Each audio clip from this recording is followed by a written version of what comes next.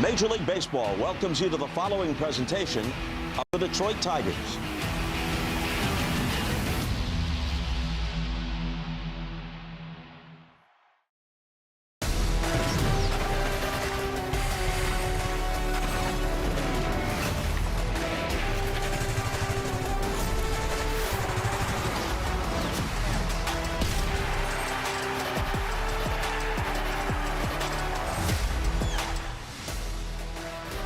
Some nights, the first inning is all you need. One productive out to take the lead. That could have been a grand slam. And you figured, well, 4 would have been nice, but 2 was all that was required for the Tigers. Riley Green a sac fly. Hao Yu Lee an RBI single because Tarek Skubal was on the mound, and he was dominant. He lived all night in 0-2 and 1-2 counts, and he got the Tigers a victory. Tigers look for 3 straight against the Royals, 4 straight overall. Casey Mize on the hill, and Tigers baseball on Detroit Sportsnet is presented, as always, by Bet365. It is a special weekend. It is the 125th anniversary weekend. So many alumni, including one in the booth.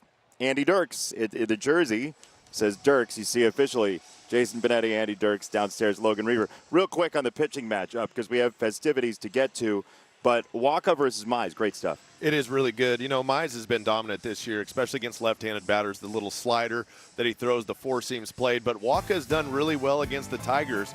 And when Waka's changeup is right, it's tough on left-handed hitters. He's a veteran guy. He's all over the strike zone, both of these guys. It could be a quick game and another low-scoring game.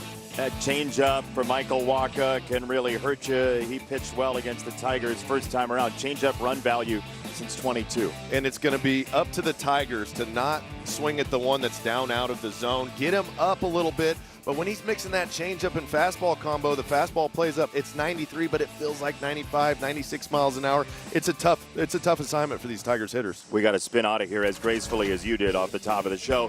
Very close series. Tigers and Royals, all one-run games in this ballpark. It's been a long time since they've played a blowout here. How long? We'll tell you next. That's what One More Thing's for.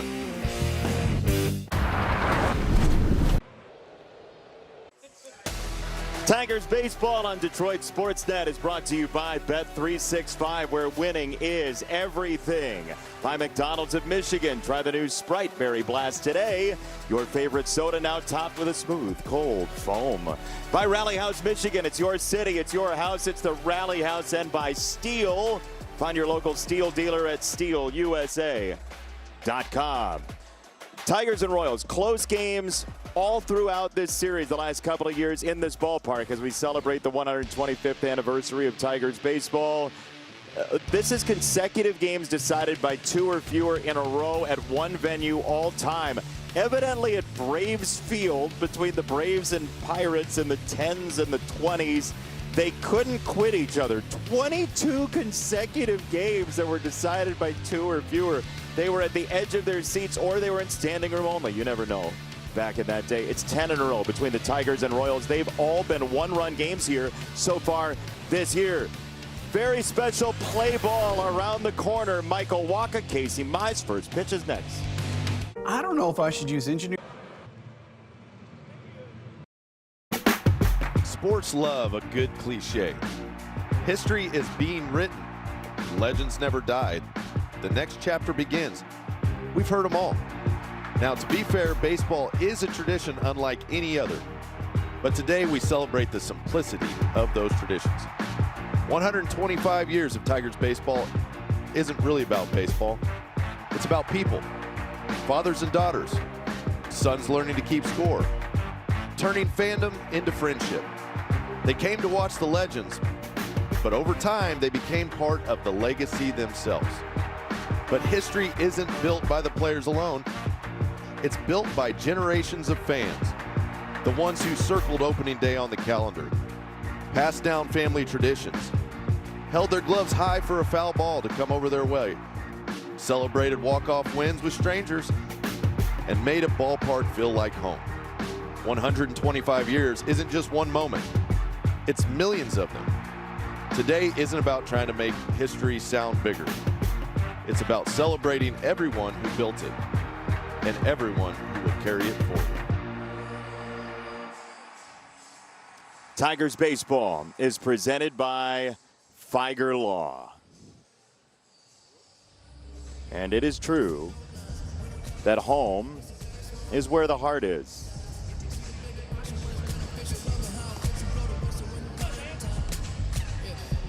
The 125th anniversary of Tigers baseball. So many names, so much history, so many generations and reasons to love this team and this organization. Tigers and Royals first pitch coming up, and now we check in with in-stadium host Kara Wolfbauer. Kara. Here to get us started today is two of your favorite Tigers alumni, Barbaro Garbe and Andy Dirks. Fellas, you know what to do. Take it away. Play ball!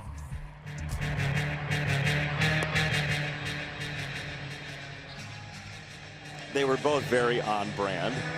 Barbaro, understated, stoic. Andy is Andy. That was perfect. Every personality type can be great in Major League Baseball, and every personality type can be great in a Tigers jersey. And I don't know that anybody has nailed play ball better than my partner, Andy Dirks, who is back in his seat after a long journey. Play ball. I practiced that for a week and a half, and I just nailed it. I feel like I did a good job. Good to be home. You and Barbaro together is a great pair. Yeah, because Barbaro's super understated, and you're the same. Casey Mize, first pitch. We are underway, and that is a foul ball. Strike one, Carter Jensen, who struck out on 6 pitches in his first 2 at-bats yesterday, was not going to wait around for strike 3 here today. He goes after the first one from Casey Mize, whose second pitch is a strike on that splitter called by Eric Backus, the plate umpire. Our wall side windows starting pitcher, Casey Mize, an extremely valuable piece in this rotation. He's done an excellent job all year of getting in the zone early, commanding counts, and mixing his pitch as well. The 4-seam fastball, he's done a good job of elevating it and throwing it at the bottom rail to work with the split finger fastball off of that. This is fouled back toward our booth that you were just in, by the way. Almost got Rex over there. Yeah, it did. Old Rex Hudler and Gavin on wire cam. Starting defense brought to you by Marygrove Awnings. You ready to do it? Yeah, you see Green and left. Vierling's back in center, McKinstry in right. Howley gets third base, McGonigal at short. And the rest. And the rest. Colt Keith at first today, which is a different alignment than you'd normally see. Normally Torques over there gets a day off. I thought when I tossed it to you for the defense, you were going to say play ball because you're a trained SEAL at this point. It's shorter. It would have got me through it quicker. Jake Rogers has the dish. He does. Dylan Dingler gets an opportunity to get off his feet. There's a base hit. Jensen saw a splitter that stayed up, and there were a couple splitters that were up in that sequence. It took 7 pitches, and it's a leadoff single. Kansas City's batting order. It's been a fairly quiet offensive series for the Royals so far, with a grand total of 4 runs. Slugging versus right-handed breaking balls. That slider for Casey Mize is a weapon for him. Yeah, it's been really good. It kind of planes out and stays up. A lot of hitters swing under it. First pitch, there it is. Yeah, and that's a pitch he's worked on a lot in the off season, going to those facilities where they can really look at your pitch shapes. And he wants that slider to stay on a plane. He wants it more right to left. He doesn't want a ton of depth in it. Put first by Rogers. Jensen scoots back. And we've seen him mix the slurve in a little bit more. What is Raj doing? He's waiting for Casey to look at him. So he had a new baseball that he wanted Casey to have, and Casey was pretty content with the one he currently had. Look, it's the 125th anniversary weekend. Raj became a statue in honor of Tigers history. For a moment, he was ready to throw, ready to pounce. And we don't even need to freeze frame it. He was just there. Like Rodin's thinker. He was bronzed, like those guys. I like the guy who just used the plinth of the statue as a beer coaster. Make yourself at home, we always say, here at Comerica Park at Tiger Stadium. You don't even want to know what those statues probably cost. Yeah. To get created, and it becomes a coaster. You got a ring underneath. Yeah. 2-2. It's downstairs. It's 3 balls, 2 strikes on Lane Thomas.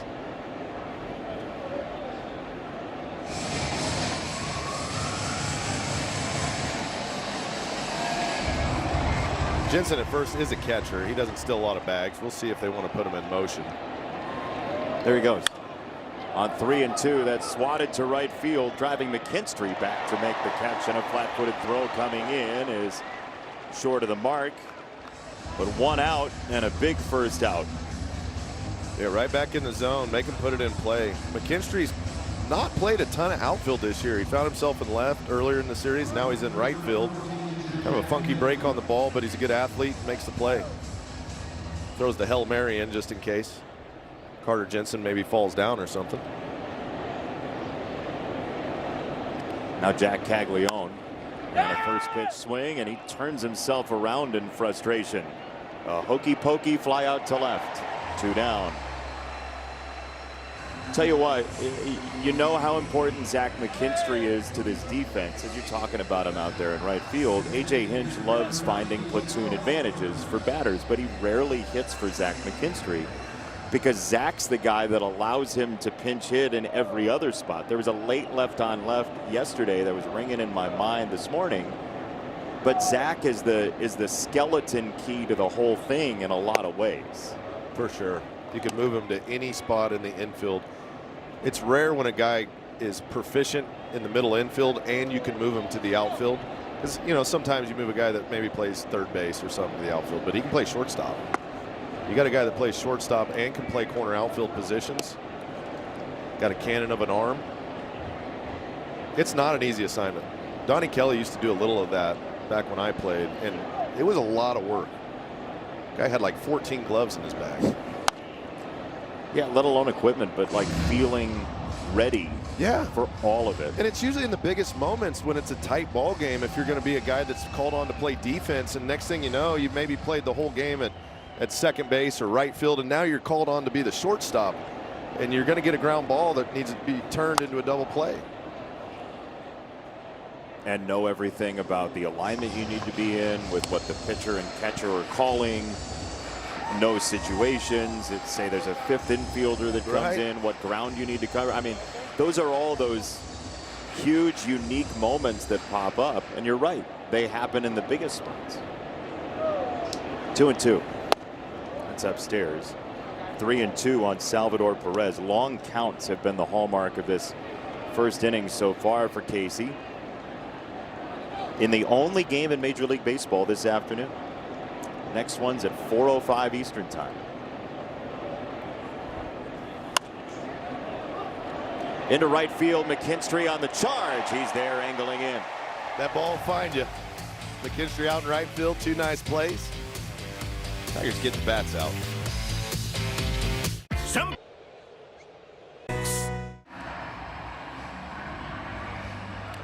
Tigers batting order presented by your Southeast Michigan Ford dealers. This is hard hit rate. League average at 39%. Riley Green's got a massive number. Kerry Carpenter at 45%, trying to get right again with a lot of lefties at the top of the card, which means Michael Wacha's changeup will likely take center stage. It's the story of the day.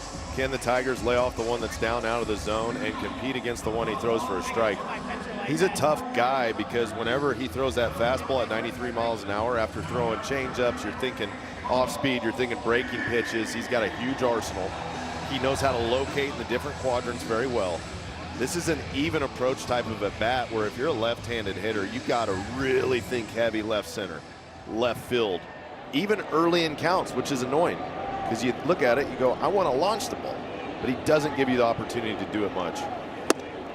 First pitch, of course, that's a pullable baseball that he throws for the first pitch of the game as a strike to Colt Keith, who is in his 24th start career as a first baseman. Whacks that foul, 0-2. That's it, right? That one's up. That's the one you want to hit, but it's 79 miles an hour. There's just such a big discrepancy between that and the four-seam fastball velocity. Gets cold out in front. 35-year-old Waka has that tomahawk foul. Colt Keith, he loves that high fastball, man. It's like Christmas morning. Some kids want like a football. Some kids want a pony.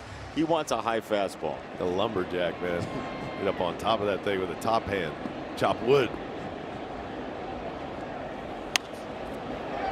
That was upstairs, and Colt blasts it off into right center. That's down for a base hit. He's looking extra bases. He is in there. That's how you make some contact, make something happen. Lane Thomas looked like he was just drifting over to the baseball. I don't know if he saw it off the bat well or what, but Colt just gets inside it, gets in on him just a tick. Just puts a contact swing on it. It stayed up in the air for a while. But there was a big vacancy out there in right center field, and Lane Thomas couldn't track it down. That's a good job by Colt. Just get out of the box and keep running. Because your first instinct there is it's a pop-up out. It's not always easy to see the ball here during the day. You know. Here's McGonigal off a day off to take strike one. See, that's why you have to bring your own eyewear, maybe, for Kevin. And McGonagals are sweeping the nation. Center field, Thomas almost overran that. Yeah, the wind's not really swirling terrible, but it's more just the glare off the seats here. There's all those little labels on the seats. It can be a little tricky to pick it up right off the bat. Is that really what it is, the silver labels on the seats? Part of it, yep. It's the depth of the stadium, the way it goes back, because Comerica's got a big, like, sweeping stadium that goes back pretty quickly before it goes up.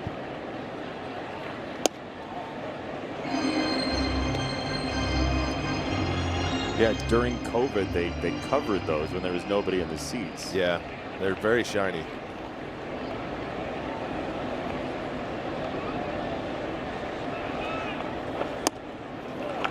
Check swing and a strike anyway. 1-1 for Gleyber Torres. I've had announcers say to me, like, do you have trouble seeing the ball during the day here? And that is a hallmark of this park. With the visual path, it's a beautiful place to watch a baseball game. But it can be difficult to pick up a baseball in the air here during the day, especially with a high, hazy sky like this. That's right. And the Royals would normally have Kyle Isbell out there, who's a very good center fielder. But he's hurt right now. I think he's got plantar fasciitis. He does. You ever have plantar fasciitis? Yeah, I have. It's not fun. I got it in my older years, not during my playing years. You got it with a 3 at the beginning. Yeah. 2-2 to Gleyber, who's worn out the Royals this year. This popped up. First base, Pasquantino fading into fair ground to make the catch. And we give you the Kansas City starting defense. As Andy mentioned, some guys out. So Collins, Thomas, Caglione in the outfield. Best arm maybe in the American League Central in the outfield. Caglione, Lofton, Velasquez, Massey, and Pasquantino. And then Carter Jensen, as expected, with Salvi catching last night, as the dish this afternoon. This is a big spot for Carp.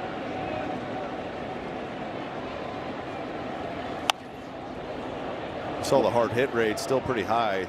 Balls just haven't fallen for him for a while, and then that'll put you in a funk over time. You try to do more, instead of just sticking with your approach, hit the ball hard all over the field. He got a big hit a couple nights ago, a single to right field. But it's been a lot of this for Carey. Fly balls, not line drives. Yeah. And foul balls. You know the feeling. I mean, know. everybody, every left-hander knows the feeling. That's it.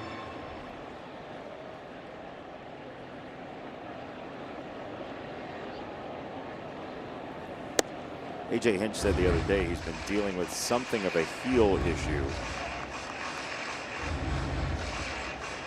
which he's DHing today, but those are separate things as well. Feeling good at the plate can be separate from that heel issue.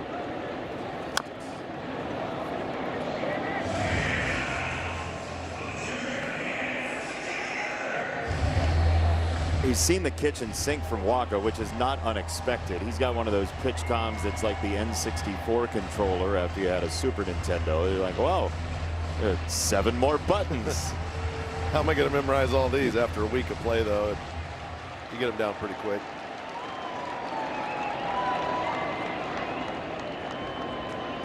One, two. That is strike 3. He buzzed him with a fastball to retire the side. No score after 1 from Comerica Park. You see these cars? StatCast 3D powered by Google Cloud. Vinny Pasquantino has only struck out on 1 splitter against right-handed pitchers so far this year, and it nestled up right against home plate earlier this year. He's hit him pretty well as he takes ball 1 on a fastball from Casey Mize, who didn't land the splitter very much in the first inning. So we'll see what Pasquantino sees pitch mix wise. It's 2 fastballs allegedly to start. That was 90. He's trying to find his command right now. See a few times he kind of spun around after he threw a pitch. He's going to be thankful that that one was swung at. See what Pasquantino's done against off-speed pitches. That's why he's getting a steady diet of fastballs. But good to see Casey on the mound after the ricochet off the wrist and the adductor/groin issue earlier this year. That's had him on the injured list twice. There was some question at first after the start in Anaheim if he would make his next start. He is, and certainly a good sign. It's been fun watching him pitch the last couple of years. Base hit on the ground, a fastball. Pasquantino against the hottest fastball he saw in the sequence at 93 has a leadoff single. It's tough when you're a pitcher and you come out, you're just getting to where you're trying to throw strikes. That fastball ends up about belt high. You know, Pasquantino likes that ball out over the plate. It's a ground ball, but it finds a hole. Casey was talking about that very thing the other day during the previous homestand. As here's a bunt, third base side. It's Mize throwing to make a nifty play on Lofton. Boy, that could have been a disaster with Lee coming in, and Casey in our all-state good hands replay took charge. It's just experience and staying calm in a moment where things could have definitely got out of hand with how you lead right there. Casey gets over the ball, uses some athletic movements here. Plants the left foot, quick spin, and a toss over to first. But that's a good job just to take control. Thought he could make the play and went ahead and did it.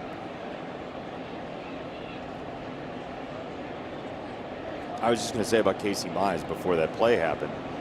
He was talking about the last year and a half just feeling more precise and more able to hit specific spots, but also to anticipate what batters might be thinking that he's thinking. Yeah. Right. So as you see guys more often, you have that file folder of what they've done against you. And he described a Ben Rice at bat in New York, where he considered what happened in a previous at bat in a previous year. And he felt like that's an advancement for him in his later 20s. Right. And the ability to execute the pitch you want.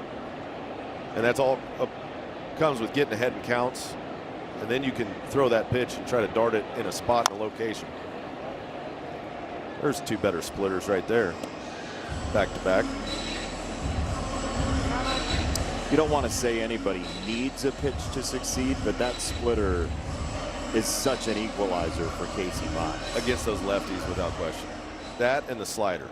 The slider being more effective to lefties really helped him out when the split wasn't as good on any particular day. This one pops away from Jake Rogers, and Pasquantino will accept third. Thank you. Jake tries to backhand this ball instead of just getting in front of it, which was an interesting play. He kind of just pushed his hand out instead of bringing his hands under his body to cover up that hole that goes between the legs. That's usually how you'd see him block that. 2-2.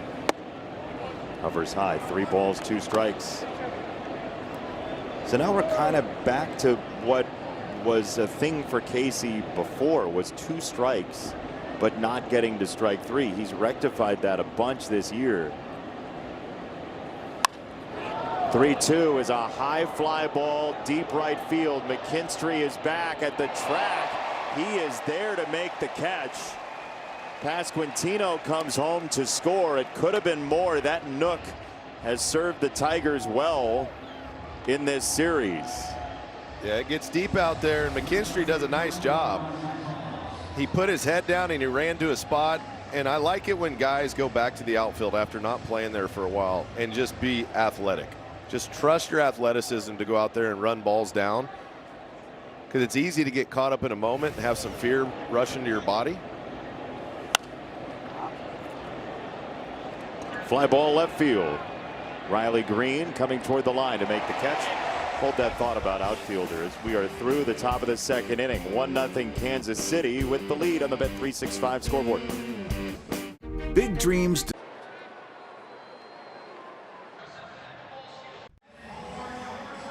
Be all in for your Tigers with a membership deposit for next season and enjoy a complimentary game on us. Deposits start at just $100, include elite perks and invitation to the Select a Seat event this summer. Visit tigers.com/deposits. First pitch, hit in the air, left field, off the wall by Riley Green. Into second, safe. That was close again at second base, and he just got there before the wrap. I don't know how Riley does this. He's got the strongest hands in all of baseball or something, because when he hits the ball the other way, right off the bat, that's a tough pitch. It's down, gets under it, and just clangs it off the wall. Lane Thomas comes up with it quick, makes a good strong throw. And it looked like Riley with the nice slide, little swim move, getting the left hand in there. But the ball just jumps off his bat the other way. I was just going to say the same thing. On a pitch that you shouldn't get beat there. To where the ball went. If you're Waka, you're like, fine, like beat me up the middle maybe. Yeah. Right? But just to be able to hit that ball to left center field off the wall like that, he's special. 0-2 to lead. Back to that location. You see it, it's down. That ball is down and it's middle, but Riley just gets down to it with that bat angle that he creates, and the power that he has to hit that ball off the wall is incredible. How you Lee sprays this to right field, and the Tigers have that run all the way back very quickly as Riley is on his way home. Throw gets away.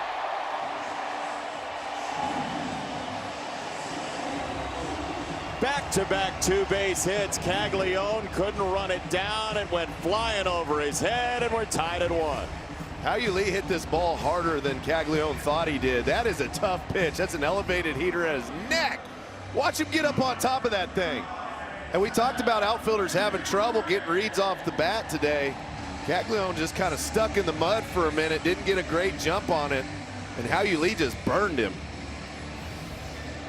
Think about the 2 pitches Waka just gave up doubles on. You average them, and they're middle. But those shouldn't be 2 extra base hits on those pitches. No, and you see the Tigers attacking that fastball, though. That's smart against Waka early in counts. If you get a fastball, you rip it. And he's had enough of that, so he's going to start throwing all the kitchen sink mixtures. Change up, the breaking ball, all the nonsensical pitches that these pitchers like to throw out after you hit a couple fastballs. You're still mad they didn't just throw you fastballs. All that time. 0-2 is high. It's a ball and 2 strikes. I used to get mad when the guy in front of me hit the fastball hard. Like, come on, man. Because then now you know. Here comes the changeup and the breaking ball and all the other stuff. Catapulted high in the air to right off the curveball. Caglione is underneath. No tag from Lee. And that ball is run down by Velasquez. As our call Sam best call, look at the location on these things. That's a curveball in for a double. That's a fastball low for a double. This is a fastball to the catcher's mask. They don't all have to be perfect strike to get knocks. And it's a good job by the Tigers. Stay aggressive and get the ball and play hard somewhere against a guy that's got a variety of pitches. Spray it all over the field. That's what they're doing right now. Matt Vierling, first pitch popped up. Lofton said he got it, he got it, he got it, he got it. He didn't got it, and there are 2 down. It's like we had him mic'd up. Yeah, 3 times. That's the proper way to do it. I got it, I got it, I got it 3 times. Take charge. That's how you avoid collisions and oopsies on the baseball diamond. Is that what you call it? And for the Tigers, 1 run, 3 hits, no oopsies.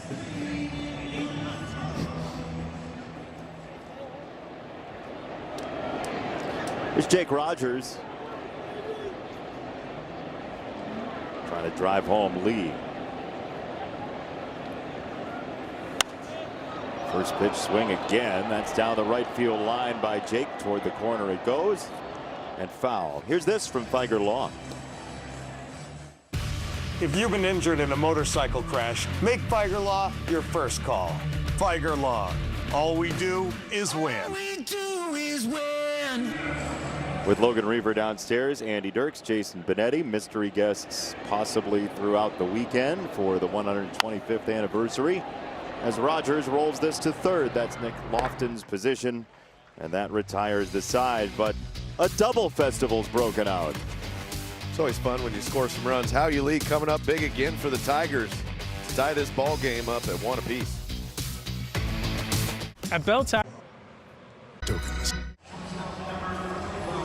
Tigers baseball is presented by Tiger Law. Even at 1, top 3. Casey Mize to Andrew Velasquez. And another first pitch swing. That's 11 first pitch swings in 18 batters. Well, dinner reservations are going to be made on time tonight. They're getting after it. Both these guys are notorious for throwing strikes early in counts. We talked about. Look at that. What's going on there? I like it. A little creepy.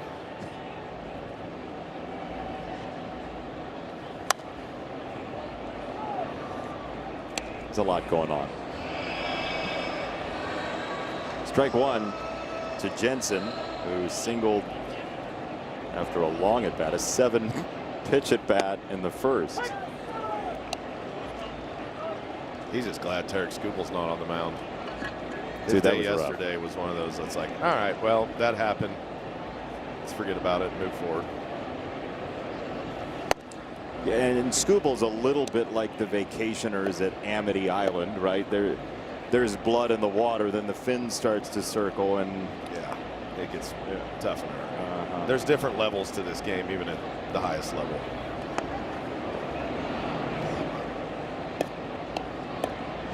But you know, like when a pitcher feels like they have control of a certain at bat, then they go after you even more. It snowballed yesterday for Carter Jensen. For sure. Once Skubal saw him swing through a fastball, it was pretty much over for him. But that's why you love baseball. You turn around the next day, get you a knock in your first at bat, and keep moving forward. I mean, it's like if MJ went out and just didn't score a point in an entire game. People would say, what's wrong? Right. And then he'd fax in and say, I'm back. Yeah. For the next game against the Pacers. Yeah. But in baseball, you can look like the worst player on the planet Earth one day. And the next day, you can look like an absolute stud. And people are like, wow, he's really good. Well, if you saw me the day before, you wouldn't have said that. That's why baseball players are all so self-deprecating. 3-2 is a high slider for strike 3. And the first strikeout of the ball game for Casey Mize. That's been his spot with that slider to lefties all year long. Up and away, and the lefties see it start breaking, but it stays up. It doesn't have as much downward motion as they're predicting and expecting, and he gets a lot of those swings just under the baseball on that pitch. They treat it sort of in a slurvy way, like it's going to 12-6 him, and it doesn't. And that's something he worked on a lot, to try to plane that slider out, because the numbers will show, like, the more depth it has, usually the more it gets hit. If it stays on that same right to left plane, they tend to be more effective. There's that slurve, and it's fouled away, 0-2.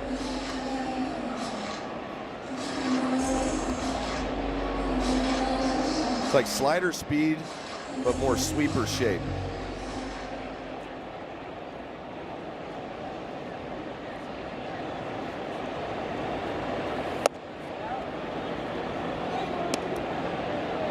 One and two on a fastball from Casey Mize.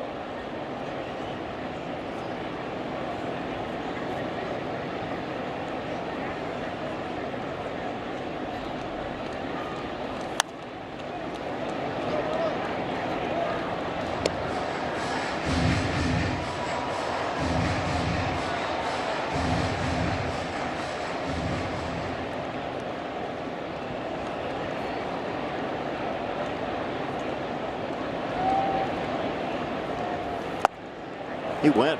Didn't want to, but he did. Strike three, and Casey just toying with the last two in a 1-2-3 third inning.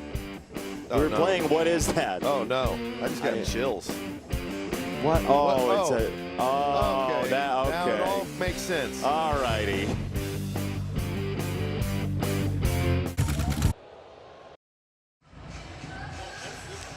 You never know who's going to stop by, especially on this weekend. And it's former Tigers pitcher Brian Moeller. It's not every day you have the guy who opened this ballpark come into the booth. How are you? I'm doing great. I can't complain. I've been blessed, and you know, I haven't been back here since I got traded in 2002, and even playing for, you know, 8 years after that. It just, the schedule never lined up to where I came back to Detroit as a player. So it's great to be back. Little glove flip there from Michael Massey for out number one. Keith is out. How's the park look? Just like you remembered it? Yeah, a little smaller. A little smaller. You remembered left field here. I remember left field just being a cavern, right? And center field, I think, was a little farther back, too. And obviously the bullpens were in right field, but it's still gorgeous. I mean, it's beautiful. The backdrop, I mean, it's one of the best. What did you think when you went from Old Tiger Stadium, which was a bit of a bandbox? Yep. They said, this is your new spot, you get a pitch. Well, we were talking about that earlier up in the suite, and I remember opening day here, I think it was Mark McLemore was the leadoff hitter with Seattle. Seattle, yeah. And I got ahead 0-1, and then I got quickly behind 3-1, and I said, I'm going to throw a sinker right here, middle away, and just let him see how far he can hit it. And he hit it well, very well. And I think it was Encarnacion was just camped. Probably 20 yards before the fence, and I was like, oh, man, this park's great. This is great. So, yeah, they moved him in, but it's still a gorgeous park. So I rewatched that game before opening day this year, just thinking about the 25th anniversary of this ballpark. It snowed that day, right? It was, yeah, it was cold to say the least. And there was a lot of speculation that, hey, maybe we don't play this game. I mean, it was like 34 degrees, I think, at game time. It was like a misting, light rain and snow to start the game. And I can't remember how deep I went in the game. I got the decision, so I'll probably get into the 6th or 7th. But I remember the manager walking out and making a pitching change, and I looked down in the bullpen, and no one's warming up. And I'm like, well, they had warmed. It was so cold, they were warming up down in the tunnel. And, you know, I was at the point where I was like, well, if I warm up in the tunnel and then have to hit the cold air, that was be not awful good. You for want to me. be in the So elements. I warmed up out there, and yeah, it was cold. But obviously, hitters don't like hitting in the cold. No, we do not. So it was great. What an amazing day. I mean, you know, and you got to see both Tiger Stadium and here at Comerica Park, but relive it. Here's a little bit of a flashback. The Tigers are pretty much the same. You got the hoods out, you got the long sleeves out, Opening day at Comerica Park 25 years ago. There is strike three, 2 down. As you reflect on the places that you were in your career, finishing in Houston and all that, where do Tiger fans sit in your heart, Brian? Well, for me, they're uno number one, and I think it has a lot to do with how I grew up. I grew up in a small town in North Carolina. It was blue collar, and both parents worked, and you valued the fans that valued $1 as well. And when you were winning, they loved you, and when you were losing, they still loved you, but they wanted you to win, right? Yep. And but they were not fair weather fans. I mean, they loved their Tigers, they loved their Red Wings, they loved their Lions, and you respected the fans that respected players that went out there and just played hard. And it was a great atmosphere when this place was filled up and Tiger Stadium was filled up. There was no better place. Tell us about Tiger Stadium for the younger generation watching that didn't get to go. Yeah, it was. I can still hear the sounds walking in that ballpark, from the opening the clubhouse door and the sound it made to the saloon doors that were in the clubhouse that went into the bathroom that had 2 urinals and a hot tub in there as well, and then the training room was 12 by 12 with 2 tables. But it was, the history of that ballpark was just phenomenal. And you think of all the players that played there, that walked from that clubhouse down through that, the tunnel that was probably, we had teammates, if you were 6'4", you had to lean down to get through that tunnel. From the dugout, which was, if you weren't careful getting up to go out for the inning, you'd smoke your head on the top of the dugout. But it had so much history, and I loved pitching there. For the 4 years that I pitched there, it was just, I hated to see it go, but you understand why. And you move into this beautiful ballpark, and it's just, but you miss that history side of it for sure. How beautiful is it that you remember the sounds?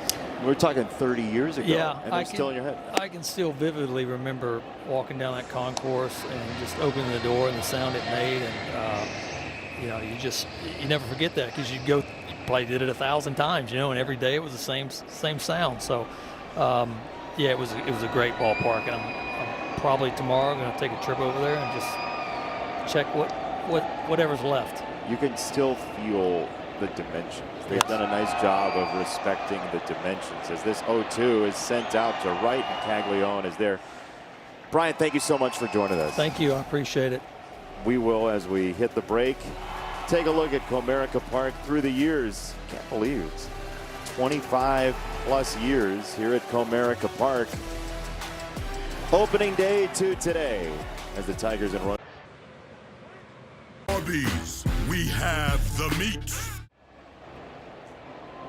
Stream Tigers baseball all season long for just $19.99 a month on Detroit Sports Net. Presented by Bet365. Subject to national exclusivities. Terms and conditions apply. Subscribe by visiting tigers.com/Detroit Sports Net. There's your QR code right there. Brian Moeller, last game at Tiger Stadium, first game in 2000 here at Comerica Park. And great to see him, great to catch up. The ground ball to second from Jack Caglione. He's out. Gleyber Torres handled it. And we get a message from the Southeast Michigan Ford dealer. Lease a Ford F-150 XLT Super Crew for $399 a month for 24 months. Or returning AZ Plan lessees can lease a Ford F-150 XLT Super Crew for $299 a month for 24 months. Tigers and Royals keep playing this fast. The Diamondbacks and Nationals won't even be underway by the time this game's done. That's a 4:05 start time. The next game up in Major League Baseball, Angels and Giants, 4:05 as well. Strike one to Salvador Perez. Tigers open play today, 5 back in the AL Central, just a half game behind Minnesota for third. Salvi's not really hurting the time of game there. That's a 2-pitch fly out, 2 down. Cleveland lost again. They've lost 3 in a row. Tigers have 3 games on the Guardians in the last 3 days. That separation is only 3.5. And Cleveland now is actually the last wild card team in the American League. Boston's clear past them. Just keep slowly hunting them down. Reel them in. Reel them in. it's going to be every other year. Like, Tigers are down early. They come back and make the playoffs. Tigers have a huge division lead. Cleveland comes back and wins the division, but the Tigers make the playoffs. This year, the Tigers are 6-22 in May, and now they're the second best team in baseball over the last basically 2 months, other than the Red Sox. Yeah, and if there's a year too that you say, hey, we start off bad, but we can make a run at it, it's probably this year in the American League. Out of all the years that we've seen, it's up for grabs. Across the map, you look and you say, okay, Yankees, maybe Tampa, those two teams kind of have played more consistent baseball all year, but the Tigers swept the Yankees at Yankee Stadium. They swept Tampa Bay at their place. So you say those are the two best opponents in the American League. This team stacks up against everybody. And I know Tampa has had stadium issues, natural disaster-driven stadium issues, but the way people talk about the Rays, I feel like they've moved to somewhere called maybe Tampa. Literally, every time you hear somebody talk about the Rays, they say it like you said. They say maybe Tampa. Yeah. Like it's a new location that they play in. Like there's Tampa Bay, there's Tampa, and there's maybe Tampa. They have 60 wins. They're the winningest maybe team that you can imagine, as this is dropped into left field and a base hit for Pasquantino. Well, anytime you do it a little different way than the way everybody else has been subject to, this is how you win a lot of games. You slug and you do this, right? You do a little different, everybody's like, is it going to continue to work? You've been reading the reviews of our telecast, is that? Pasquantino's on, Lofton the batter.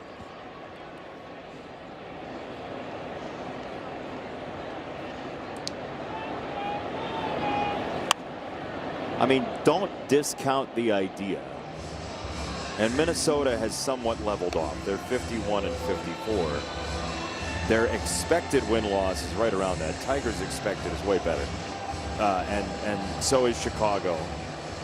Don't discount the fact that this could be a 4-horse race in the American League Central. The Twins are in third still.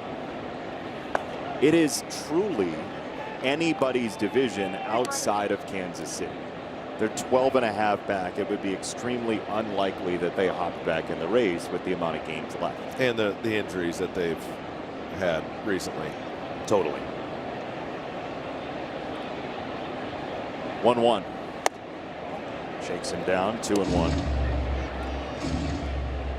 But if you handed us this standing sheet at the 1st of September, said you're 5 back, but you have series left with the White Sox and Guardians, you go, okay, let's play. See what happens. The Tigers have a little more than 2 months to draft off of these teams. Yeah, and you look at the roster, the Tigers are rolling out every day now, and the confidence of guys like Hao Yu Lee have brought to the field. And the way they've played baseball since June, they're the best team in the American League since June. So you go, oh yeah. We like the way this is stacking up now. Yeah, you like your chances. 2-2. Strike 3. Fastball buzzed him and locked him up. That's how you get ahead right there and mix up your pitches enough to where when you throw that fastball perfectly on the outside corner, it's not even swung at. Get an 11%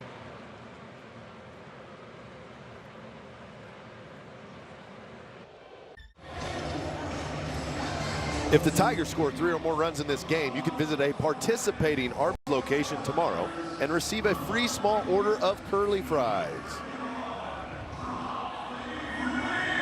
It's going to take 2 to win, at least today. Or even at 1. Bottom 4. Riley Green, the batter, against Michael Wacha of Texarkana, Texas.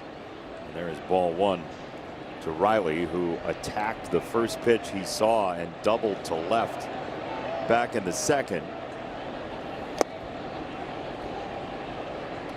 He's in full uppercut drive the ball mode today. Day games, the ball tends to fly a little bit better. The wind got him yesterday. It was blowing in from left. Center field, Thomas drifting back, awkward angle, and he is there. Lane Thomas was side saddled for a while on that baseball, and he does flag it down for the first out. The ball kept telling on him a little bit, and he decided not to turn his back away from the baseball and look over the other shoulder, but just kept trying to create space and get inside that baseball. Worked out for him. He caught it. Another about 3 or 4 feet, though, and that would have been another double for Riley. All right, give me how that feels for an outfielder as you're taking that sort of route and trying to track the ball. Well, the first thing is you're like, I should have turned the other way because the ball's telling. And Riley, when he hits it in the air that way, even center field, the angle of the bat is going to cause the ball to tell, but he didn't freak out. So instead, he creates space by changing the angle that he's looking at the ball to try to keep the ball in front of him. Watched it the whole way. Reach up, make the play. Now Lee reaches out to smoke that ball deep left field. He's done it again.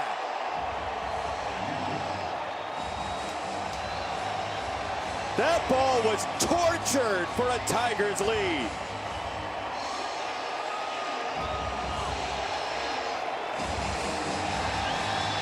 You talk about going to get a ball.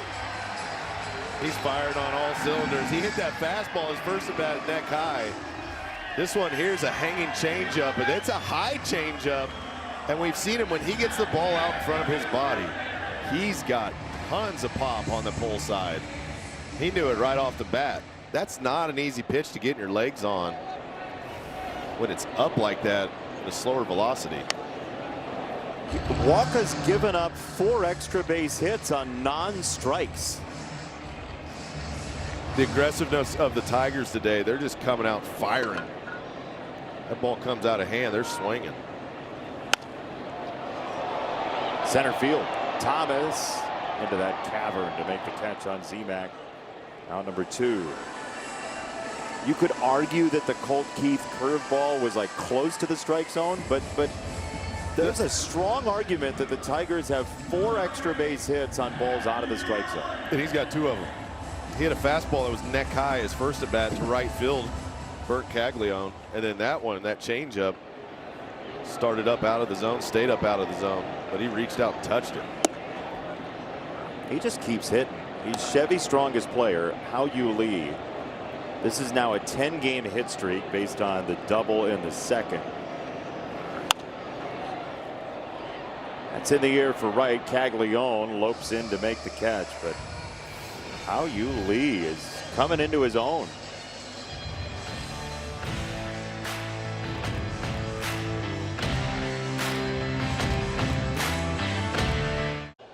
Mobile.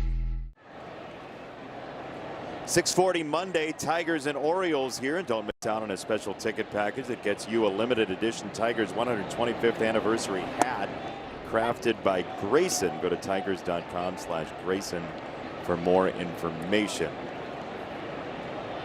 It's coming up on Monday with the O's in town in a huge series in the wild card possibilities, and our friends at Grayson, the official clothiers of the DSN. Oh boy, These are really nice. Do you feel the stretch on these? nice. Thanks for touching me. They go well with a jersey, though. It's a nice pairing. You got the Grayson polo and the jersey and the whole thing. Yeah, you could rock this. You could be at the golf course, go straight to the Tigers game, just put your jersey on right over it. Hey, how's that feel? How's that feel? You like it? Nice. You like it? Yeah, how's that feel? Great. Let me do the game. It's kind of like a rubber band sometimes. You know, that's fun for you. See, that's a good look. The hat with the old jersey. It's great. Perfect. How often when I say that's a great look or that really works, do you think the opposite? Quite often. Yeah. You know, it's a good thing that Grayson hooks you up with nice polos to wear, because I don't even want to know what you'd roll into work in. Oh, come on. I'm a big, like, go about your day in a sport coat kind of guy. Yeah, you are. That's why I see you roaming around when you're not here, constantly sport coating it. Fly ball left field. Riley Green is there to make the catch. Yeah, nothing says baseball like I dress like a banker. Now a message from Rally House, Michigan. The season starts at Rally House. From jerseys and hats to tumblers for game day, it's where outrageous selection meets every fan's style. Logan Reaver downstairs, Andy Dirks, Jason Benetti, our entire marvelous crew on a beautiful short sleeve summer afternoon. Casey Mize first pitch. That's outside ball one to Isaac Collins, who's been at the center of this series in a lot of ways. What is that going on there? Is that a Hawaiian shirt? Yeah. Is that a parrot? We got parrots? Purple parrot. Got any blue barracudas too? It's a vibrant orange. Oh boy. There are good fashion choices. When did he play? I don't remember him. He'll probably, is he going to show up on Tiger of the Day one of these days? Like no. Clarence Benetti? Okay. First name Johnny. 2-1. It's in for a strike, 2-2. How good of a job has Casey done since that first inning? Just really coming back into getting ahead in counts, working his pitch shapes. 2-2. Fly ball left field again. Riley driven back. He is right at the edge of the warning track to make the catch for out number 2. Collins has tried Riley Green twice, and twice Riley's put him out. But a day that Casey could have easily ended up spraying the ball, walking some guys. Does a good job getting right back in the zone. Executing his split down has been big for him today. High slider. It works. I mean, it works so well. It's funny because every pitching coach on the planet for many, many years would say never throw that slider up. You always want it down, right? Left field again. Riley Green again makes the catch. All 3 for Riley in a 1-2-3 inning for Casey Mize. The name of our firm matters to us. It's my father's name and his father. Now for our Henry Ford health injury update. Positive developments on the injury front for the Tigers as Javi Baez making his way up from Lakeland. He is in Toledo continuing his rehab assignment tonight. And then Jackson Jobe making the start over in Erie, guys. So trying to get those bodies back. Encouraging signs on all fronts. That's great to hear. And the trade deadline for every team in baseball will be informed by who they're getting back. Right. From the injuries. And the quicker the better. Yeah, the more you know as you get to the deadline. Like the Dodgers are the perfect example. Blake Snell, Tyler Glasnow. If they're ready to go, that changes the deadline for the Dodgers, who everybody assumes is going to be a big bidder for a starting pitcher. But they're not necessarily the big splash deadline team. That's such a good point on where they're at in their timelines on getting healthy. You know, at points in this season, the Tigers have been both starved for starting pitching and overloaded with starting pitching. It depends on the day. Yeah. 2-1. Raj. He said, oh boy. Yeah, that the ball got in on them hands right there. And that's kind of what you do when you know that you got beat to a spot. You're like, oh boy, way to go. You know the self-talk of a baseball player, and you're going back, you're like, oh man, way to go, Andy. You really did a nice job there getting to that baseball. Jake at some point is going to be a great color commentator. He's going to be really good. He's clever, he's fun, he knows the game. As the first pitch is foul, listen to his reaction to this ground ball. We're going to listen in. He said, oh boy. Been there, Jake. He is an awesome teammate, by the way. Yeah, he's a very smart player, witty, keeps the clubhouse focused and light, which is a difficult thing to obtain throughout the course of a baseball season, but it's extremely important to be able to go to the ballpark, have a place where everybody's comfortable, having fun and happy, but still focused on the task at hand to go out and win baseball games. There were some games a few weeks ago that Jake Rogers was at the very center of. because the Tigers needed him. Dingler goes out after getting hit by that ricochet, as that's a 1-2 changeup that gets plunged into right center field by Keith. Another non-strike beats Waka. He hit it about the same spot he hit his first one, just a little shallower. That right center gap is vacated with the defensive alignment of the Kansas City Royals outfield. That's a changeup down and away, just guides it out to right center. It goes up, and you know, if you're Michael Waka, you're thinking, hey boys, where are you at? And why do they keep hitting it outside that box on the screen? Yeah, it's like, give me a break here, I'm making pitches.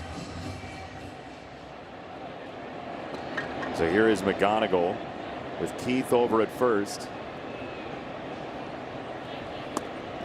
And that is ball one on a changeup. Keith's going to run. Throw is there. He got clotheslined by it. Velasquez puts the tag down, and 2 gone. What a reaction by Jensen. Yeah, that's just being an athlete behind the plate. Because once it squirted away, he got a decent jump on it, and Jensen does a nice job getting the ball down quickly to Velasquez. But that's the right read. And you see him go in. But just credit to Carter Jensen. You want to be aggressive in those spots.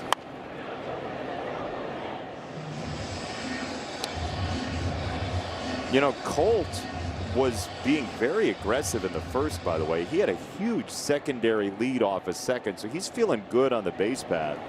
I don't know that A.J. Hinch will dislike that. No, I think that's the right play. You want to try to get to second. Carter Jensen just made a well of a play to throw him out at second. 2-1 Tigers after 5.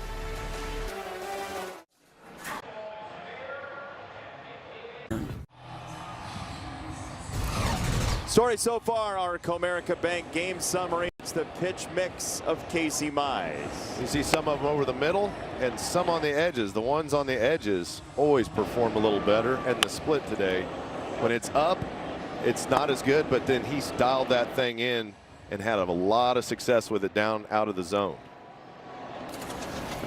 All he's given up is that 1 run on the sac fly from Michael Massey. And there is ball 1 to Jensen, who did make a whale of a throw to end the bottom of the 5th and throw out Colt Keith, who was gunning it for second. Jensen spikes down his bat. It's a day of anger at home plate for bats and batters alike. 2 good pitchers going at it.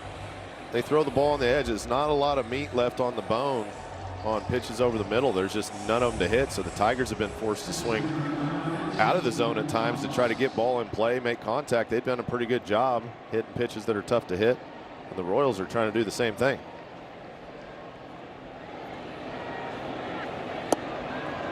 Casey drops down a little. He's got the slurve for strike 1 to Lane Thomas.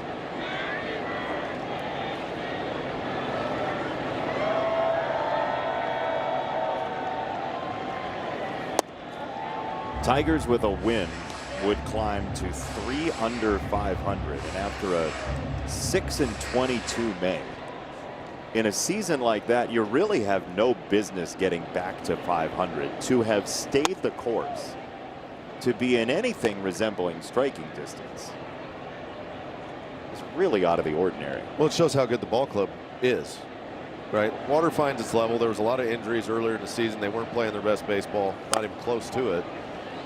But you know, you got an organization that's had a lot of success the last 2 years. They've been in the postseason back-to-back years. You got star players, you got all-star quality players, you have a lot of good role players on this roster, and some of these young guys coming up, the McGonigals, the Howie Lees, just adding to a robust lineup has been fun to watch. But that youthful energy does have meaning for sure. Most teams that make good postseason runs have a guy or two that really contributes that's a younger player. It's a foul ball. It's a foul ball. Lee's throw will not matter.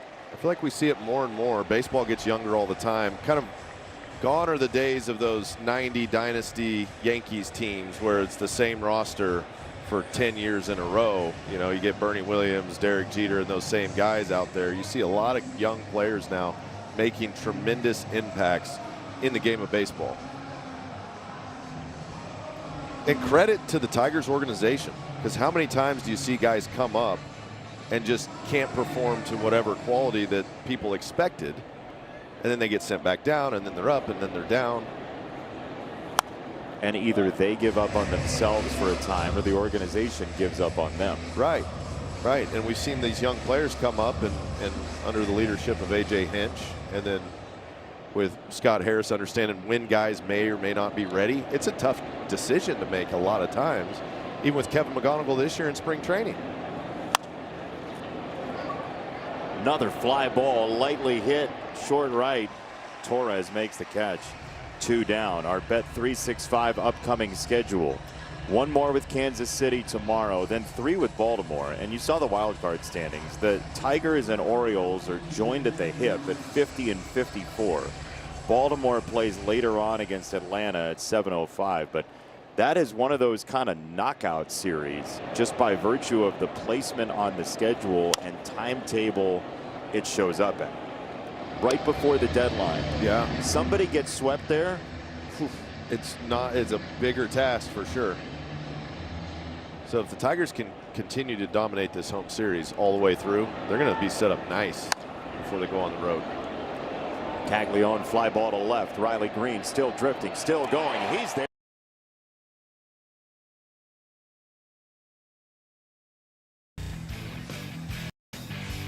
Fun day at the ballpark. Riley Green's been busy, makes another nice catch.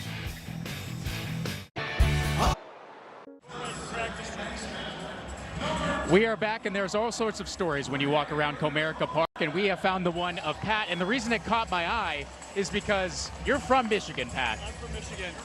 But this is your kid's first Tigers game, and you guys live there. But what caught my eye is that this sign that is now beautifully taped together originally was ripped when I first saw it, and I was like, what in the world is going on with that sign? But you said guest services taped it together for you in order to bring it to the game. Yeah, so on our way in, they said the sign's too big. It's got to be a certain size requirement, which we had no idea. So my son just really wanted to make a sign for the game. So they said, we can let you in, but you got to rip it in half and just like hold the 2 halves together. Guest services taped it back for us. So yeah. just for those that need to see it, it says, we came from the UK for our first Tigers game, but you guys stay up for a lot of games. It's a 5-hour time difference, and you said it's summer right now, so even the kids can stay up to watch us here, right? Yeah, no school nights, so they can stay up for as many Tigers games as they want. It's fine. What is it like to have them, you know, you grew up, as you're saying, in Michigan as well, too, but to have your kids experience this for the first time from all the way over there? This is awesome. It's something that, I mean, you get like small league teams in the UK, but it's nothing like an experience at a place like Comerica, so this is just really cool to experience with my kids for the first time. Absolutely love it. That's amazing stuff. And shout out to guest services, man. Making dreams come true, quite literally, Jason. Yeah, so I think what everybody needs to do now for the rest of the homestand for tomorrow and beyond is, in solidarity with Pat and his kids, bring signs that are in half. Yes. Start the trend. Yeah. Guest services is going to love you. Yeah. How much tape do they have down there? Well, How much tape do they got? Sorry? How much tape do they got? Do they give you? Just enough to keep it together. That's good enough for us. That's what we have in the booth. Just enough to keep it together. It's a ground ball to second. And one away. Massey throws out Torres. Okay, so we saw it earlier during a break. It was torn in half, but pretty well directly straight up torn symmetrically. I mean, how would you feel if you were the one that had to tear it in half and there's kids? It's like the Ted Lasso believe sign. Right. It's more about what's on the sign and what the sign represents than the actual sign itself. And the sweat equity poured into the sign.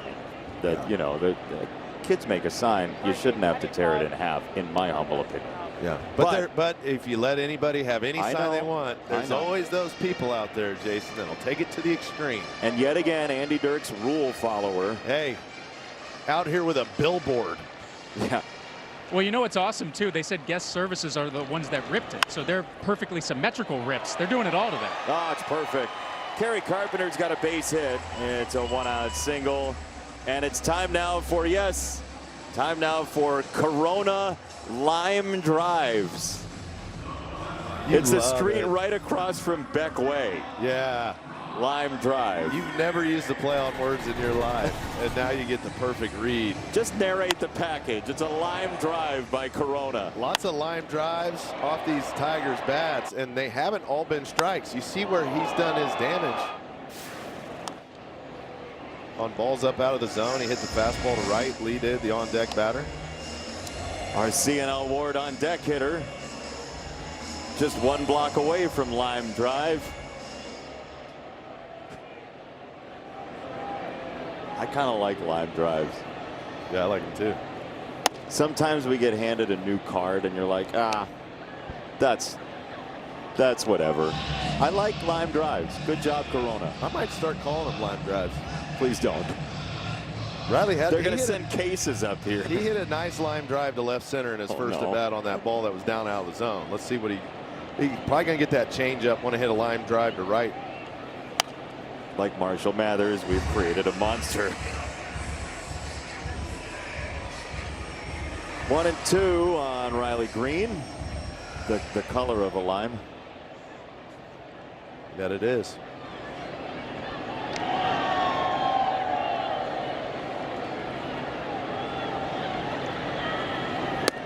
But to wrap the story, I do think, in solidarity with Pat, fans should bring signs that aren't oversized, right?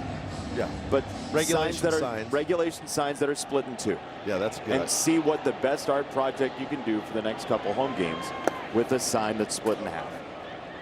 Because there's some creativity in there. Oh boy, you should rip that one in eighths. I still don't know when that guy played. They keep showing this. Benedy. It's the delicacy from the Cafe Du Monde in New Orleans. 3-2. Carpenter at first draws a throw.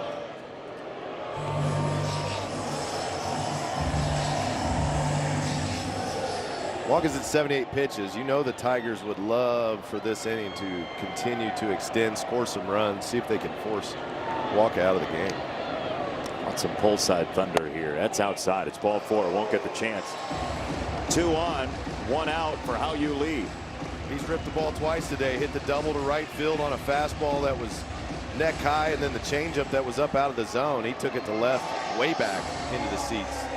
Now that's a great sign right there for Hao-Yu Lee. My question to you is, Dirks, if he's going to hit the ball out of the zone like he is, where do you pitch him if you're Michael Wacha right now? You got to think get it in on his hands. Because anytime a guy wants to hit the ball, get the ball out over the plate, you got to go in on him with something to get him uncomfortable. Then your spinning stuff can work away from him. Normally, against a veteran pitcher, if you had a couple good swings on a baseball, they're going to, at some point, want to rush you in off the plate, then start working you away again. We'll see how he pitches him. 2-1 Tigers trying to add on in our Bet365 odds update. He's got a double to right, a home run to left. Big day for Hao-Yu Lee, and the lead for the Tigers in his hands. With Carpenter at second, Green at first, and the first one here is rippled towards second base. Long run for Massey, who does handle the out. So second and third for McKinstry with 2 down.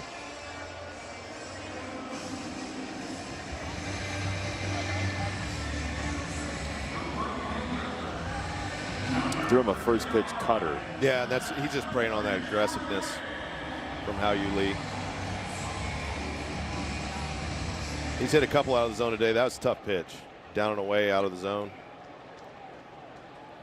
See if Z-Mac can pick him up.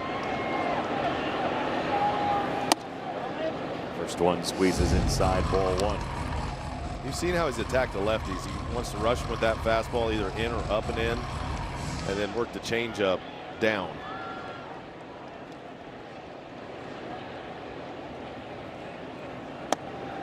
Up and out, 2-0 in a game where we have not had an ABS challenge as yet into the 6th. A well-called game by Eric Backus behind the plate. 2-0 to McKinstry. Way ahead here. Wacha. He'll throw anything, anytime, anywhere, anyhow. Doesn't want to zone a fastball up there and let McKinstry get a knock. So goes with his old reliable changeup. The one that starts up out of the zone ends up being a strike. The one that starts in the zone is a ball. Popped up back 2-2.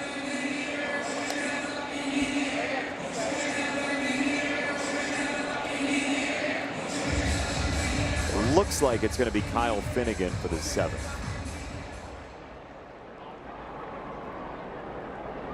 He's hoping to have a larger lead to play with.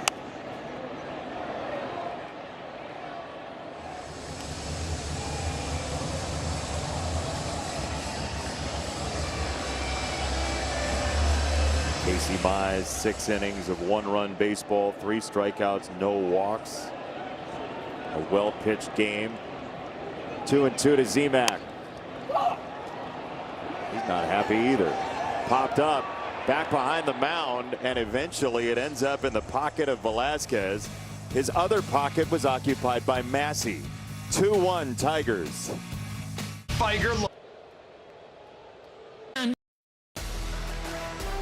Tigers baseball on Detroit Sportsnet is brought to you by Wallside Windows, local and family owned, celebrating 82 years as Michigan's leader in replacement windows. And by your Metro Detroit Buick GMC dealers. The 125th anniversary of Tigers baseball, a replica of the '84 World Series trophy. Tigers trying to get back there and hop into the playoffs in another epic comeback this year after the 1-24. And our Wallside Windows pitching change is Kyle Finnegan, who will have to be a big part of it in the back end of that bullpen for the Tigers. He'll face 4, 5, and 6 in this 7th inning for Kansas City. AJ likes to bring Finnegan in to face tougher parts of opposing teams' lineups, and this is a task for him here. First one, Salvador Perez, strike 1. So every game between the Tigers and Royals in this ballpark this year has been decided by 1 run. 10 straight, dating back to last year, have been decided by 2 or 1 run. And here we are again. And that ball is drilled deep to left field and gone. We're tied.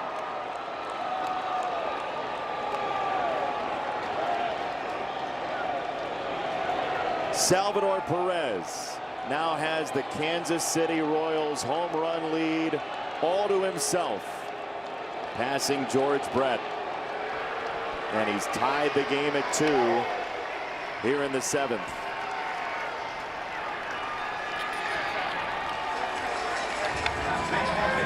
That's a big moment for Salvi. He's done a lot for the game of baseball. Been the backstop over in Kansas City for a lot of years, and to pass George Brett in anything is a huge achievement. One of the better personalities in the game. And he gets a really nice round of applause from the Tigers fans here, even though the game's tied at 2. He's just changed the game. It's his 318th career home run, 31 of which have come against the Tigers. Now Vinny Pasquantino shoots that ball to center. He's 3 for 3. Pasquantino is on as the lead run, but Salvador Perez is the story here in the 7th. Yeah, for sure. Got a little slider from Finnegan, hit it out. You know that feels good for Salvi. It's tough when you're trying to hit a milestone. Your bats want to lean to hit the ball in the air on the pull side. But he got it done today. Now Finnegan's got to bear down against the bottom part of this Kansas City Royals lineup. Here they go bunting again. I mean, at some point, it's not like they have the most reliable bullpen on the planet. Yeah, if you have shutdown type of bullpen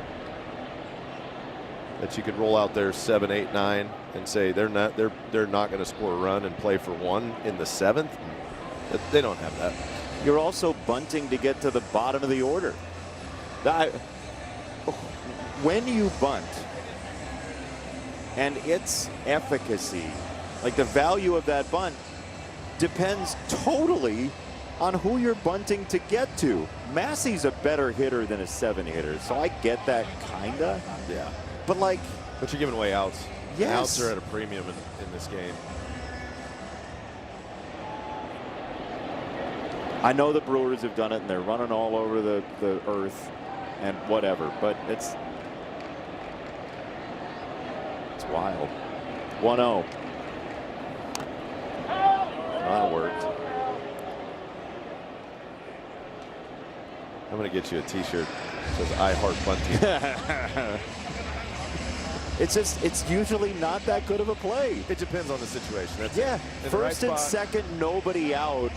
Bottom 9 in a tie game to get to the 1-hitter. Absolutely bunt. Yeah. No double play, thank you. There are places where it's a really smart call. Well, who the opposition is as well, because the Tigers hit the ball at the ballpark. Yes. They got the most home runs since June. So playing for one isn't always the best place to put your team in the 7th inning. Now it's off. Well, see, you wanted him to swing. He swung. See what happened?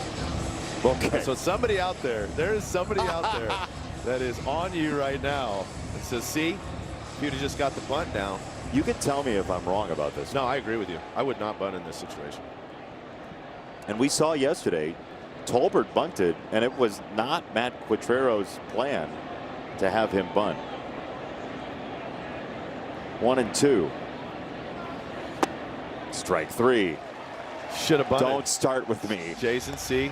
He gave away strike 1. That he did. Makes it a tougher at bat. Let's go back to something we agree on, that this was a homer. Yeah, back-to-back sliders from Finnegan and almost in the same spot. Salvi took the first one. That one hung up, and you know as soon as Finnegan let it go, he wished he could have got it back. But a huge, huge moment for Salvador Perez and the Kansas City Royals. It's been great for the game of baseball, that guy. Yeah, one of the cornerstones of this franchise and a great ambassador for Major League Baseball. Just hit his 318th Royals home run, the most in franchise history. Finnegan coming out when we come back. This copyrighted telecast is presented by authority of the Detroit Tigers and may not be reproduced or retransmitted in any form. And the accounts and descriptions of this game may not be disseminated without the express written consent of the Detroit Tigers. It's a great sign in one piece. Here at Comerica Park, we're tied at 2. Salvador Perez has deadlocked the game with a milestone home run. And the Tigers call on Tyler Holton to face Michael Massey. First pitch floated to left. Riley Green is underneath it. And that's out number 2. Our wall side windows pitching change is Tyler Holton, who's on for Finnegan, who faced 3. That's why they brought him in. They wanted him to get the left-handed bat of Massey out. Massey can put together a good at bat. So good first pitch out for Tyler to start this outing. Then you spin Collins around. His dominant side is his left-hand side. He'll bat from the right side here. Strike 1.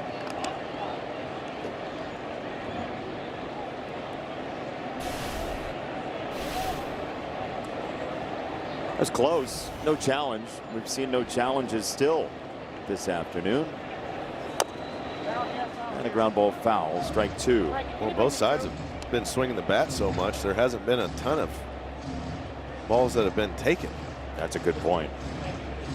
Lots of early contact, early swings from the Royals and the Tigers. He's going to need a minute. He fouled it off his foot, and he's not happy. I believe the exchange has been made. The fan who had the Salvador Perez home run ball. What would you ask for? Boat. Just one boat, please. Just give me a boat. Call it a deal. No, it's a milestone, right? Like Yeah. you should get some fair value for it, but also that should be his baseball. No, you just want, I mean, if you catch a ball, a normal home run ball, you just want something to put on the mantle, a little memento of the game. Eventually give it to a kid. They play with it in the yard anyways, and then it just gets destroyed. Yeah, and the boat. And a boat. 1-2. On the ground to third. Lee gets around it and throws it to retire the side, but the Tigers will have to score a third to win. as we've come up on the Figer Law 7th inning stretch.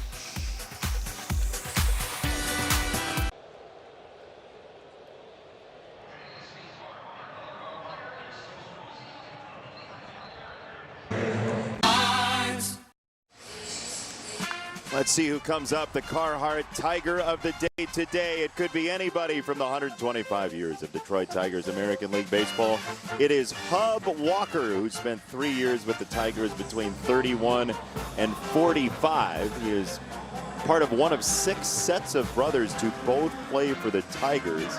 And then he came up the final week of the regular season in 45, played in the World Series, and then served in the Navy during World War II as well. He also was a high school state football championship winning quarterback back in the day. And then worked for a car dealership in Royal Oak after he was a player, we're told. 0-1 pitch. That's a laser to short. And a beautiful grab by Velasquez, throwing his body at that ball to somehow steal a hit from Matt Vierling. See how quick he gets off the ball off the bat. Just a quick shuffle step and then the jump backhand catch. Look how high he got off the ground. That's a hit for sure off the bat. Yeah, there's no doubt. Saw Walker's reaction. He's seen a few of those go out to left field. Try third base. That's Lofton. Number 2. 6 sets of brothers to play for the Tigers, including Hub and G. Walker, Delman and Dimitri Young. Yep. The Romine brothers, Romines. Meadows. A lot of them recently. Yeah.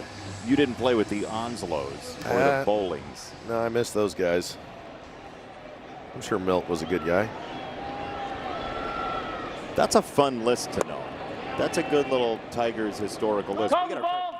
Catcher's challenging. Get our first challenge from Eric Backus, who just crawled into our skulls and yelled challenge. It's a ball. Kansas City's got 1 left. ABS challenge powered by T-Mobile. I'm seeing double right now.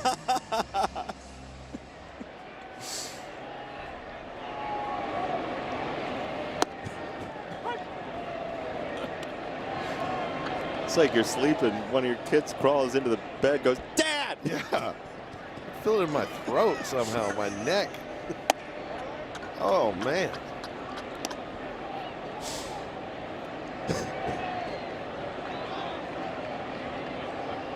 Two and one for Keith. And a ground ball wide of first. Foul. You think Figer Law could help me out if I receive hearing damage? What? There you go. Yeah. There's a phone at the very top of the sign for analysts. You go climb the top of the sign, and it gets you right to them. Only for analysts. Yeah. Keys to the bat box are right next to it, too. Bullets for the radar gun. See if Colt can continue to work this at bat. One long ball would make everything feel much better. Yeah, it would. That's up and out. He's got a couple hits today. He hit a double to right center field, then a single to right center. Kind of the same trajectory. Mid-floating line drives.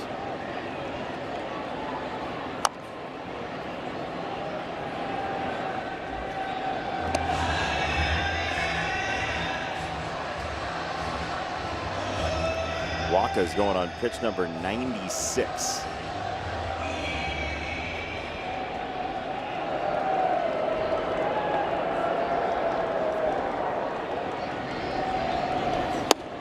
It's right there. Thinking change up, got a heater instead. So it's tough when a guy throws an 80-mile-an-hour change up as a lefty, and he pumps this in here. It looks like 115 mile an hour. It's only 93.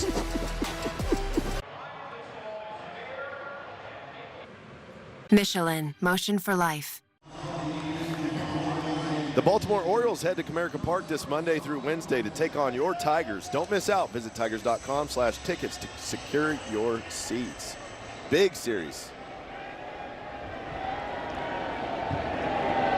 Huge in the wild card implications as Starling Marte is going to pinch hit here against Tyler Holton. First pitch, fly ball, straight away. Vierling makes the catch. They hit for Velasquez, who made a fine play at shortstop. We'll see what that does for their defense. First, this from Tiger Law. If you've been injured in an auto accident, make Tiger Law your first call. Tiger Law. All we do is win. One gone, top of the order for Kansas City. Another intriguing ball game. We're tied at 2. Tigers and Royals. Top of the 8th inning, and Carter Jensen takes a ball and kicks away from Rogers to the on-deck circle and Lane Thomas.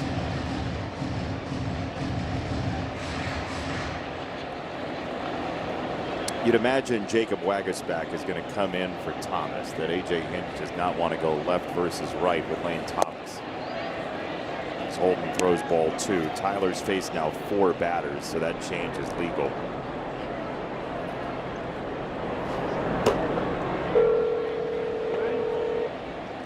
Live phone ringing. Now you know he's coming in. Juan Nieves just said, "You ready?" We heard the faint sounds of a 1990s touch tone phone. Well, they want that at bat against Lane Thomas to be a righty.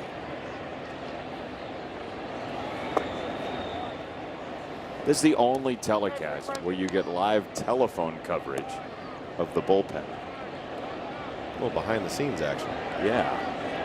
It is funny that the bullpen phones have not evolved with the game. Into left field. That's down for a base hit. So Jensen, left on left, has a 1-out single. Lane Thomas will bat against Waguespack, likely. AJ waiting for Lane Thomas to get announced. And here comes the manager to make the change.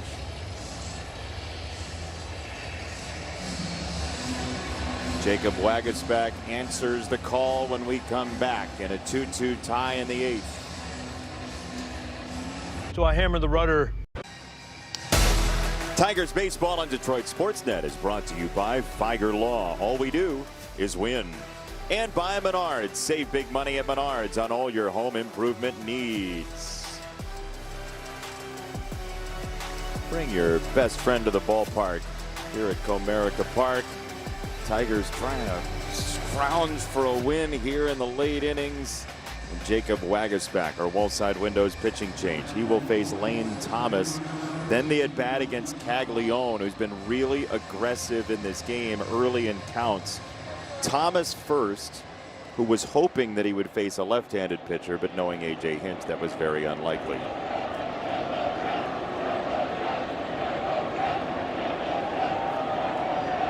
Jensen at first. First pitch is high. Carter Jensen at first base, who grew up a Kansas City Royals fan from Park Hill High School in Kansas City. Same high school as Ronnie Bell, among others. 1-0. Chop foul. It's a ball and a strike on Thomas. Waguespack's done a fantastic job for the Detroit Tigers. Comes in with that high arm angle, a little different look. Loves his 4-seam cutter combo to the righties. Throw a change up once in a while to him, but likes to change up more to the lefties. Good cutter. 1-2.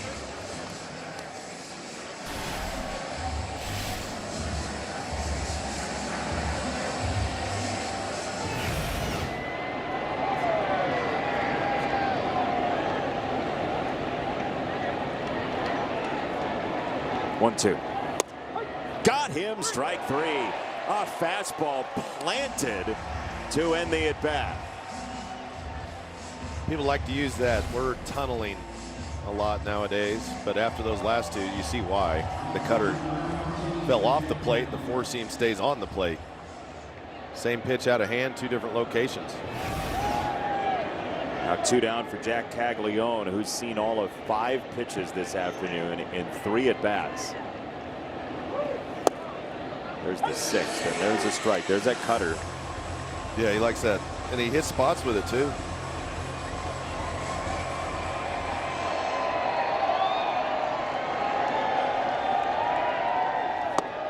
Oh, dirty changeup. That right is there. nasty.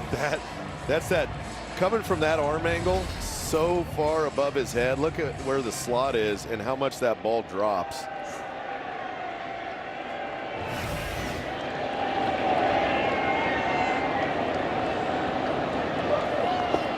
One hopper gets away. Jensen to second. Now Kansas City's a base hit away. Not that Caglione has a swing necessarily geared for a seeing eye single, but one of those would give the Royals the lead. For sure, and a ground ball that gets through any of that. So you know Waguespack's going to want to go a little swing and miss here in this 1-2 count. He hasn't shown him the heater yet. He's thrown him the cutter and the changeup a couple times. 1-2 to Caglione. There's a ground ball. It's to second base. It's Gleyber Torres who bobbles it. And now the Royals have 2 on with 2 out. And the defense comes into play again for the Tigers, who have been so much better this month. Yeah, we've seen the solid defense. That one just hits him on the thumb slot. Tried to backhand it and come around it. But now you got to face Salvador Perez, who just broke the Kansas City Royals all-time home run record, passing George Brett.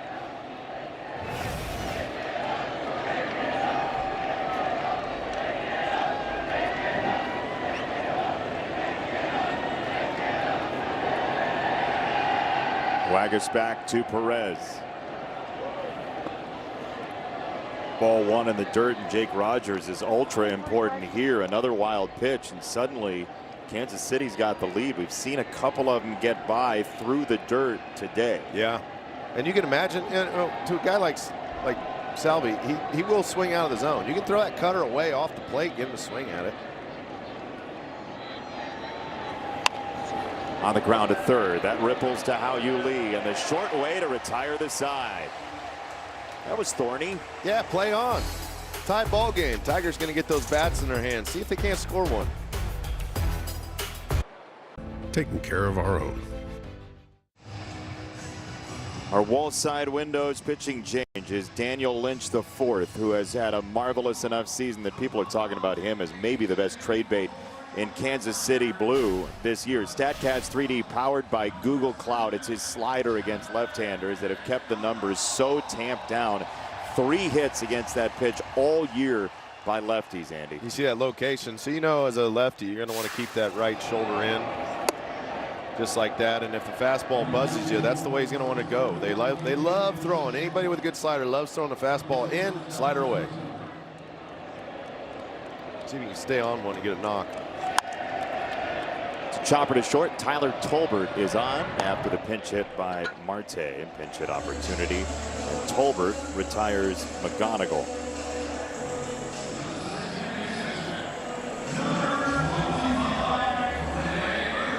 Now righties have hit him much better this year. Lefties have done nothing against Lynch. Righties have had a better go of it, but it's not incredible. But an OPS pushing 700, 677. I mean, it's better than nothing is basically what you're saying. Well, lefties OPS 370. So yeah, if I'm gonna pick who I want up, it's definitely a righty. I get it. I get it. For lefties, it's like facing David Lynch of Twin Peaks fame. It's occult and eerie and bizarre. Yeah, we don't need that. 0-2. High fly ball straight away. Lane Thomas has out number 2.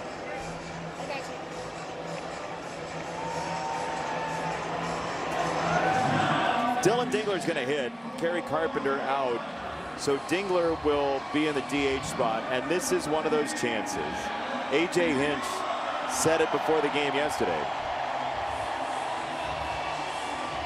You hear the response, and it's because Dylan Dingler, you almost start to assume he's going to come through with 2 out, with 2 strikes, with a big hit.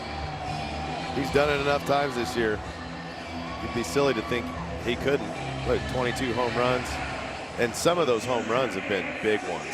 Go-ahead home runs, clutch hitting, really good 2-strike hitting this year. And pinch hit opportunities for the Tigers have not been the same this year as they were in the previous 2 years. If that number grows down the stretch, this is pinch hit platoon advantage opportunities. The Tigers lived off of those for 2 years, slugging .391, .440. The OPS this year is .540 in spots like this. When you flip the platoon advantage, you pay more of those off, your record is way better. Like, this would be very possibly a first place team if those pinch hit flips go the way they did in 24 and 25. Dingler's got a shot here, and this is a strike. It's 2-1. That's a major drop off. Yeah, it is. And you saw some of the performance of a few of the key guys who did it last year that just didn't get off to a good start and really struggled for a while with it. Now you have a deeper bench with more guys healthy, and you have an opportunity for somebody like Dingler. Yeah, for sure. And now that Glaber's back, you'll like how Lee came in off the bench, who's hitting the ball very well. 3-1 into right field on a line. Caglione lumbers over to make the catch. Would have loved to see that one squirt by. Caglione stayed with it. To the 9th we go, even at 2. Oh, damn. Only on digital. Tigers have won 3 in a row, both games in this series leading up to game 3 today, but we're tied at 2 going into the 9th. And Vinny Pasquantino, the batter, against Jacob Waguespack. Pasquantino's 3 for 3, and the first pitch to him here is a strike.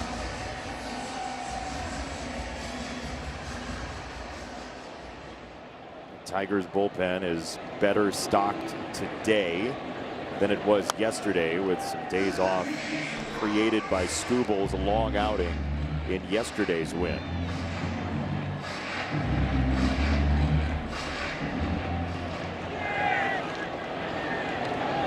Oh, 0-2 from Waguespack.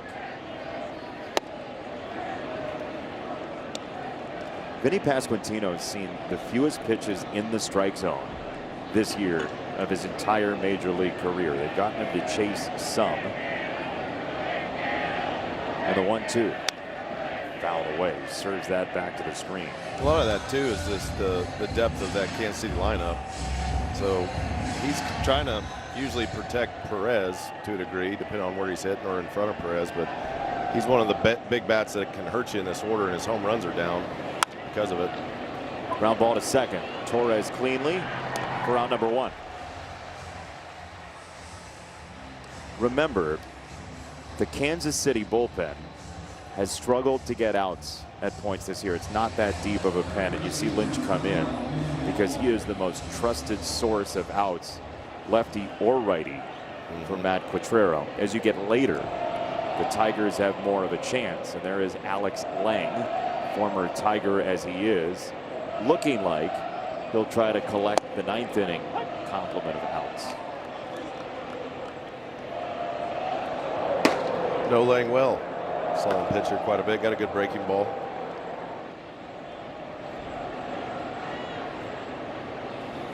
Very well liked in that Tigers clubhouse. The issue at points has been strike throwing. Yeah, walks. That was what he was always trying to work towards, was getting in the zone. And when you throw in leverage innings, you walk a couple, put yourself at risk.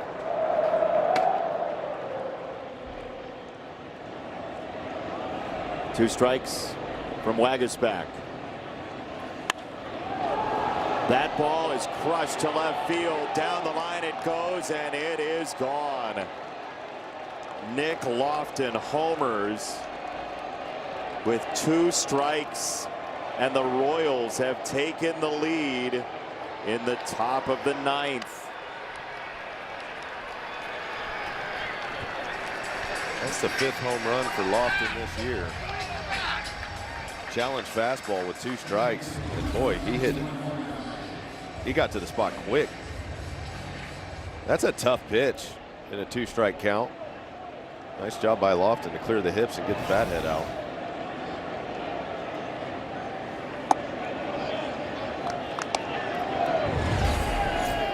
For Jacob Waguespack, he knew it off the bat, and he has been such a big part of the resurgence of this bullpen.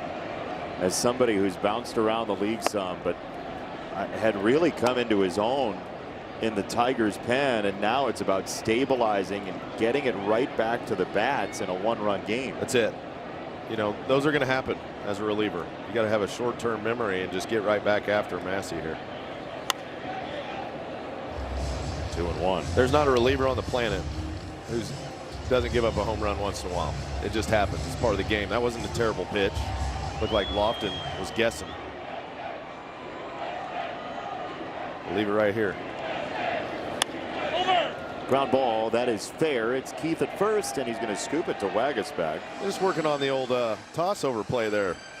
There's no rule. I've never understood first basemen when they like to toss it over. Just run over the bag and touch it. He had that, right? I mean, yeah. But an out. An out's an out. Yeah, and it's a good time to work on things in a one-run ball game.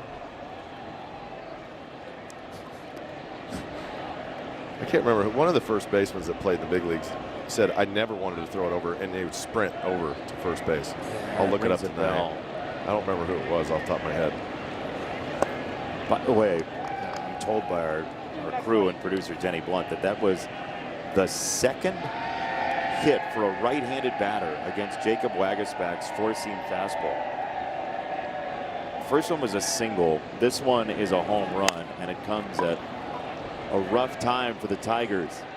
Shallow left field. Riley calls off Kevin, and the inning's over.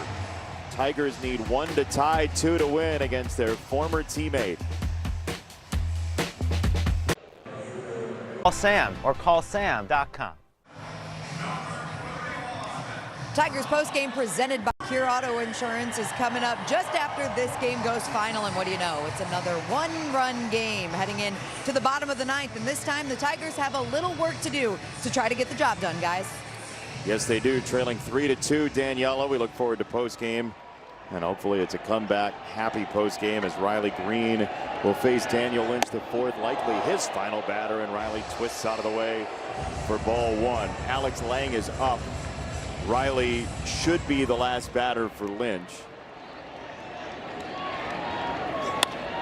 And that's a line drive, base hit to right. Good start for the Tigers here in the ninth. Get a guy on, turn that fastball around out of that left hand. Good job by Riley. Stayed in there after getting the ball, almost plunked him on the first one. This is a fastball that's in on the next one. Stays right on it, keeps that front side in, turns the hips. Nice job. It's good to get a base runner on when you're down by 1 in the ninth. Hopefully the Tigers can secure a couple here and just finish it off. We'll have to do it against Alex Lang. Hao Yu Lee on the way, so is Lang when we come back. Bet you can't run it. Wallside Windows pitching change. We know him well. Alex Lang is throwing more strikes this year than he ever has, but still under 50-50 ball strike for his season. Yeah, and against Hao Yu Lee today, you see where a lot of these pitch locations are. It's up and it's away. It'll be interesting. Lee's just got to stay inside himself here. Don't swing out of the zone. Make Alex Lang bring it to you. Walk-off homer would be nice. We could get a we'll see you tomorrow night in honor of Joe Buck going into the Ford Frick wing of the Hall of Fame today. Congrats to Joe.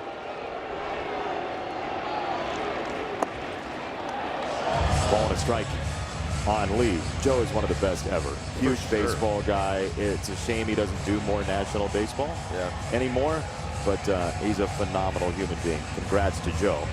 Hey, he's the voice of some of the most iconic games all time. 1-1 for Lee. Swing and a miss. A hard cut at a slider. 1-2. He wanted it all right there. Hao Yu Lee did. He liked it out of the hand. Just got a little out in front of it. Swung right over the top. Now, throws are smart. They're going to try to get him to chase something. So if you're a runner at first base, you know in these type of counts, be ready for that ball and dirt read. Check swing, trying to get out of the way, and he did not go. 2-2. But that's the kind of uncomfortable at bat Alex Lang creates. Yeah, he sprays it all over, and then he'll throw a good one.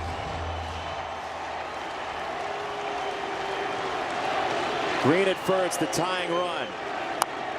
Yuli chops it foul, third base side.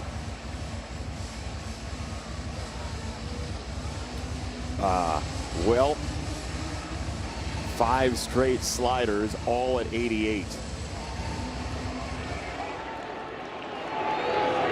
Is there a fastball in that dispenser?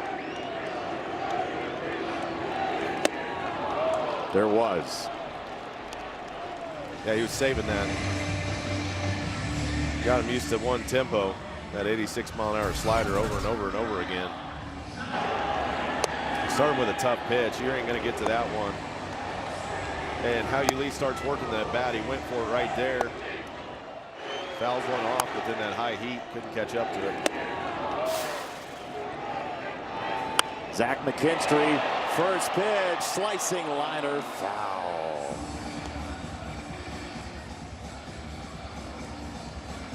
Yeah, we all agree, Zach. Try to get in the kitchen. Zach beat him to the spot, but just hooked it foul.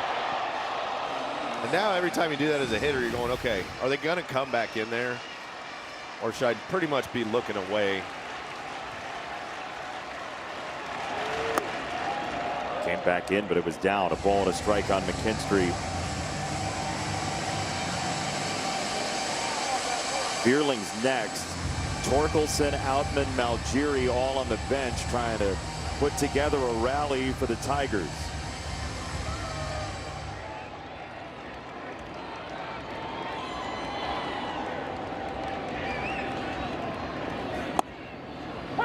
That's a strike. No challenge from McKinstry, and it wouldn't have gotten him the ball call. 1-2. Nice pitch by Lang.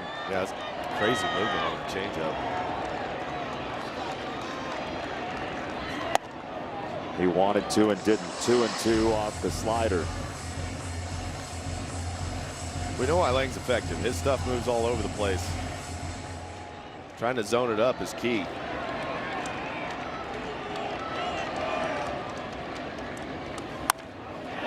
Guided to right, that's a base hit. Riley Green on his way to third. Caglione bobbles it, and Green is safely into third base.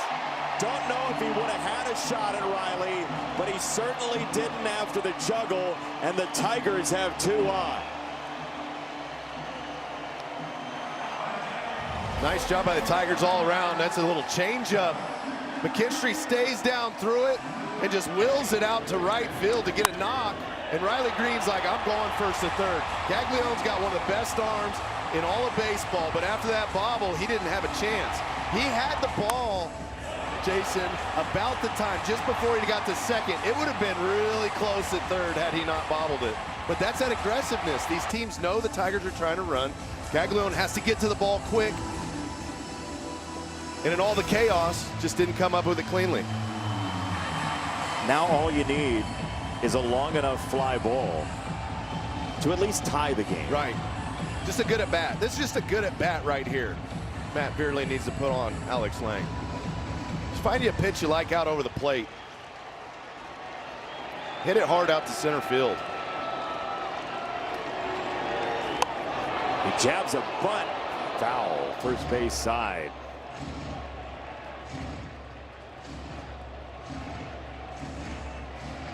Alex Lang's tough to bunt against.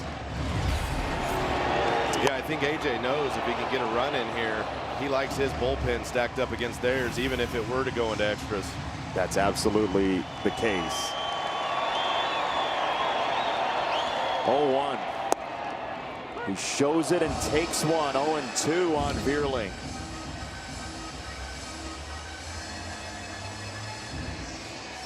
He's going to have to really claw. Now the battle's on. He found himself 0-2. He's going to take time. He's going to shake off those 2 bunt attempts. And now it's battle mode. You know he's got a great slider. He's got a pitch that can wipe you out. It's a swing and miss type pitch. You got to let the ball travel just a tick further. If it's a high heater, you got to try to foul it off. On 0-2. It's outside. He went for the slider, and Vierling wasn't going to swing. It's a good take. One intense pitch at a time right here for Matty B.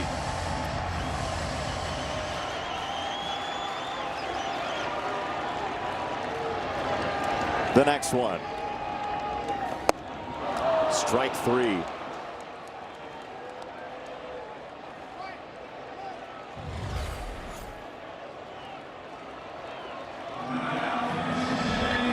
He's just out on his front foot. It will be Spencer Torkelson,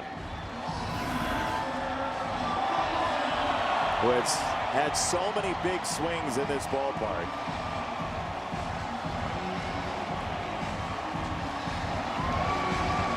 Including his first walk-off homer for as long as he can remember earlier this year. 2 on, 2 out. Former teammates and the entire Royals infield talking it over in the 9th. This is an interesting at bat too, because Tork's done a nice job this year not swinging out of the zone very much. Lang's a guy that lives on getting some chase, getting swing and miss out of the zone. We'll see if Tork can zone one up that he likes. Hammer a ball on the pull side somewhere.